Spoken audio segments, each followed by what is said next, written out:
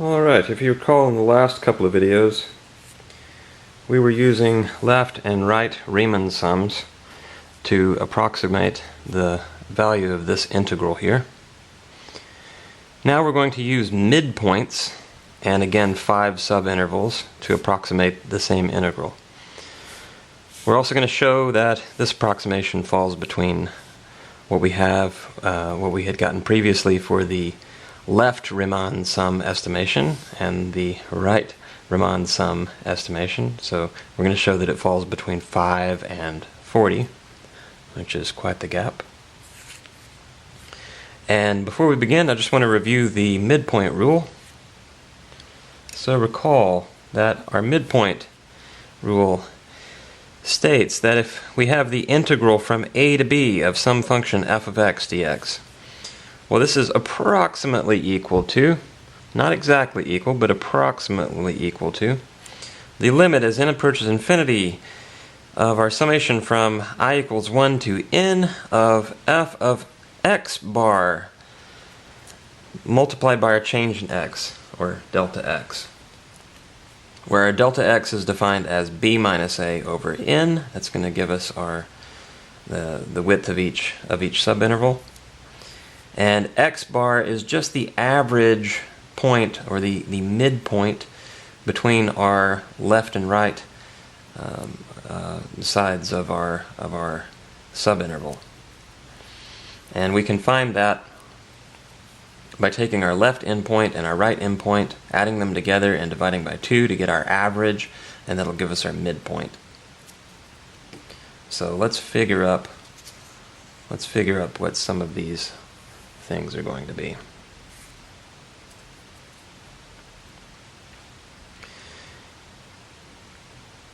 First off, our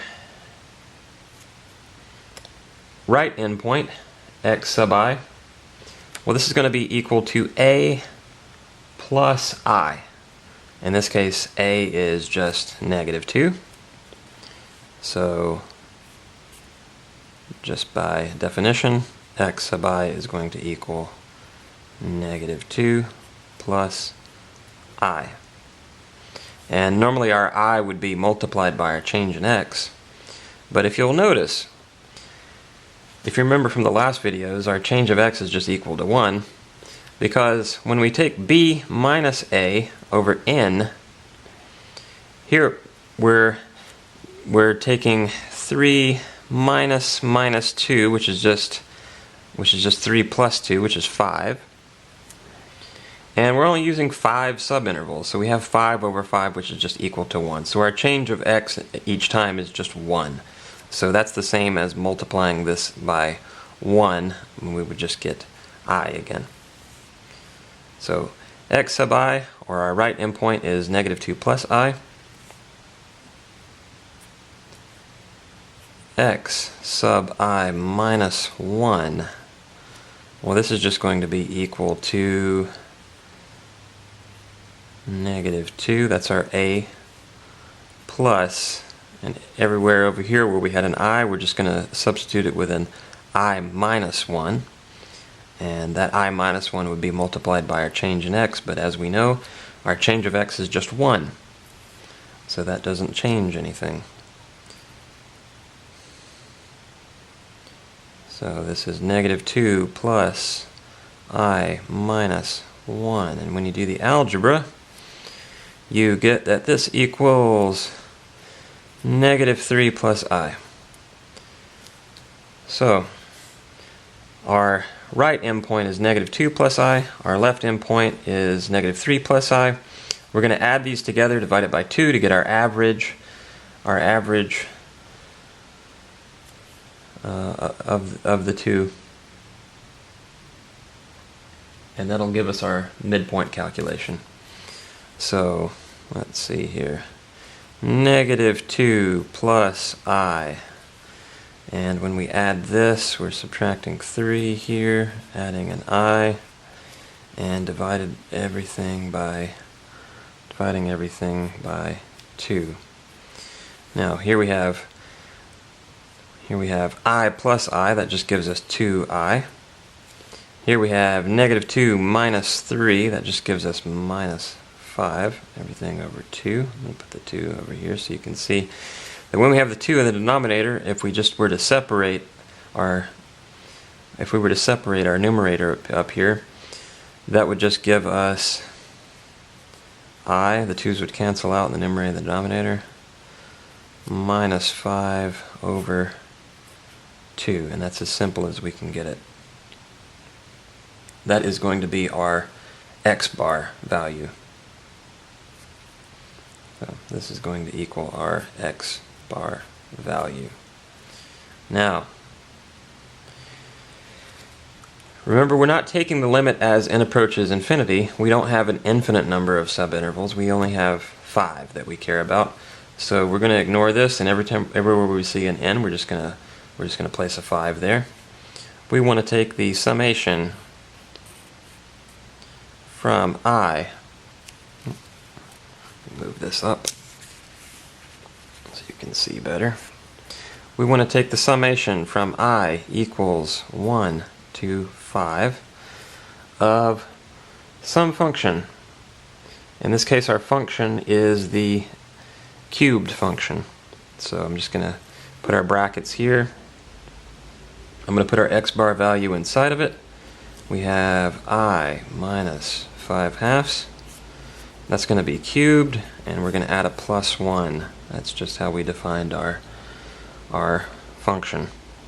Now that 1 is also going to be part of our summation, and I could have put all of this in brackets, but just to save time and make it look less messy, and I didn't want to confuse you, I'm just going to keep it like that. So before we evaluate this, let's just take a look at what our graph is doing along the interval that we care about. So here we have our function x cubed plus 1 along the interval from negative 2 to 3. And you can see that when we take our midpoint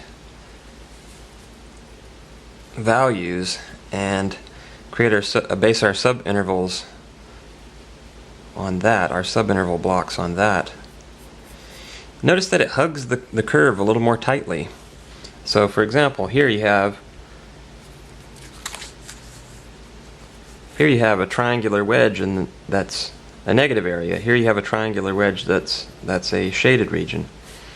Here you have a triangular wedge that is a positive area. Here you have it's outside of the calculation. So for every positive triangular like area, there's a corresponding negative triangular like area that would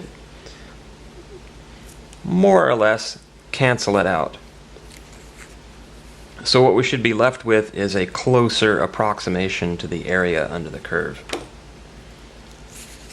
Alright, so here is the summation that we had figured up earlier, and let's evaluate this.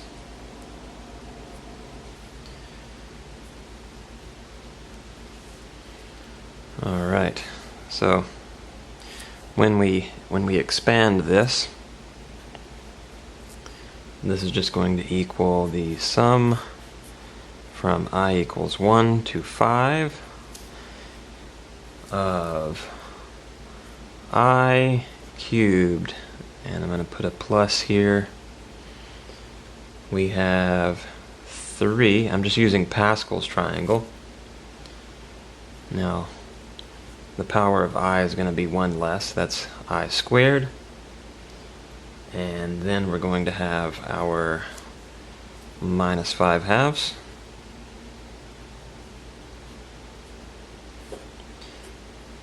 Which is going to make this, that's going to make that negative. But we'll deal with that in just a moment. Plus another 3 times a singular I times negative 5/2 squared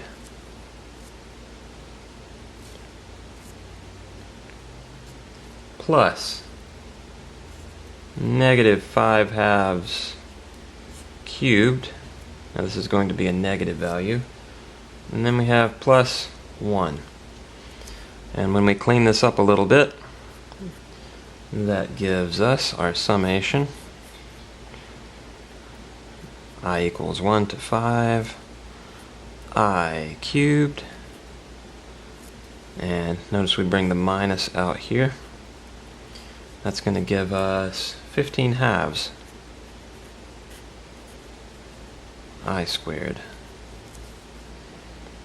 And because this negative here is squared, that's going to be a positive. Here we have a positive, so this is just going to be a positive, some positive value there. And let's see, 5 squared is 25 times 3 is 75 over 2 squared, which is over 4. So this is going to be 75 over 4 I minus, let's see, yep, minus 5 cubed is going to be a minus value. Oops. Let's see, 5 cubed is 125. 2 cubed is 8.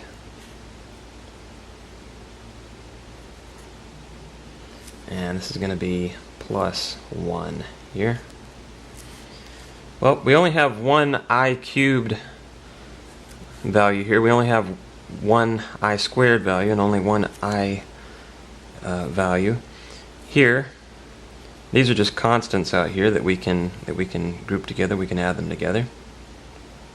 So when we multiply the 1 by 8, we can stick it up here in the numerator. Then we just have 125 or minus 125 plus 8, and that is going to give us minus 117. Yep.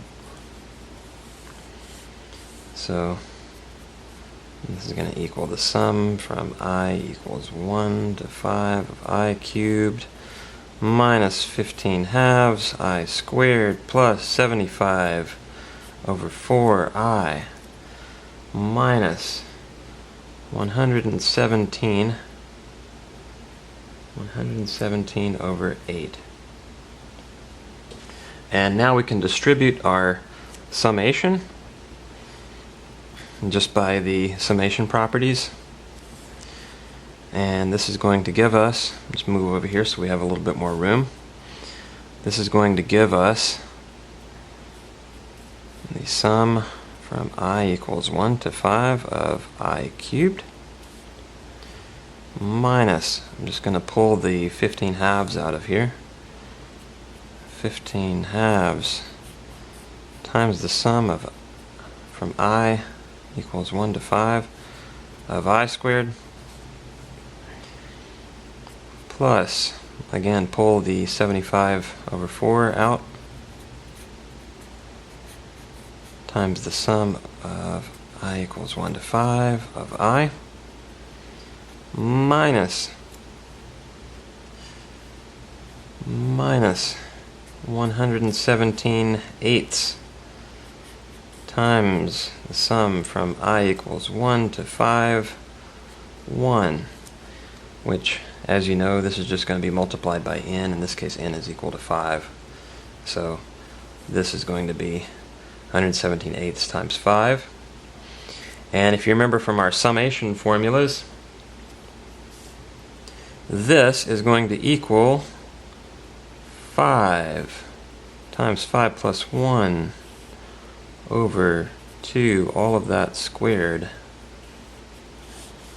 minus, let's keep our 15 halves out there, minus 5 times 5 plus 1 times 2 times 5, which is 10, plus 1, all of that over 6,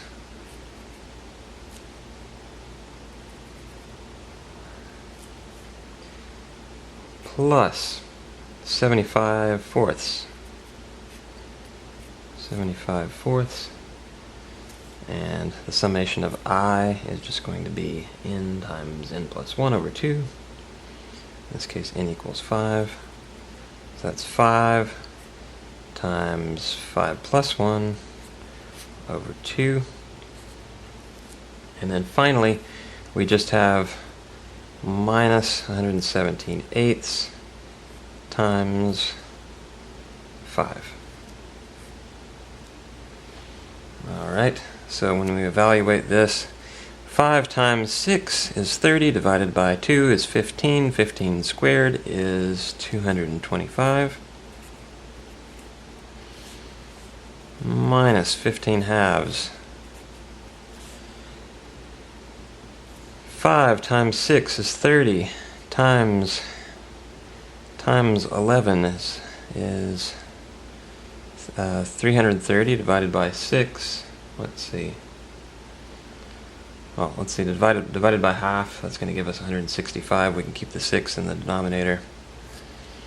And that gives us 165, and we'll just make this a 6 down here.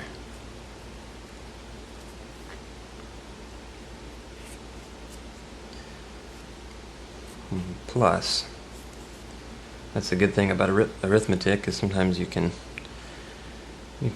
choose the order that you want to do things,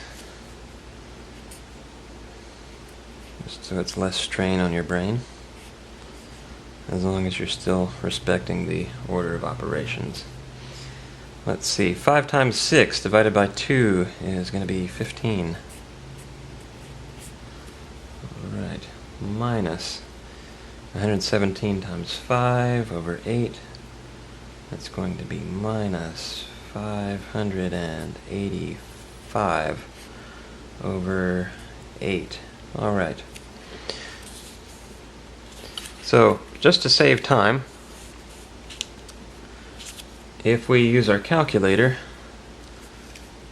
you're going to see that this value here is equal to 20.625.